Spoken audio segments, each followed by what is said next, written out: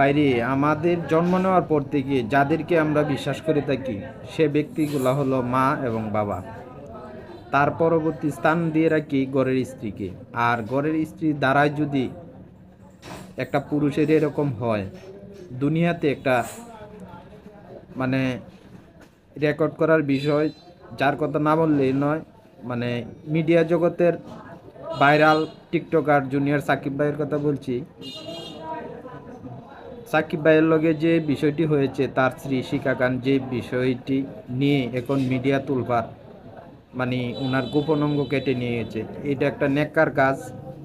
আমি নিন্দা জানাই এবং জুনিয়র সাকিব ভাইয়ের আমি সুস্থতা কামনা করি, দোয়া করি উনি যেন তাড়াতাড়ি সুস্থ হয়ে ওঠেন। আর ওনার সাথে কি হয়েছে উনি নিজেই ভিডিওতে বলবেন, ভিডিওটি আমি দিয়ে রাখবো, ওনার মুখ নিজ মুখে শুনেন। কিছুদিন ধরেই বলতে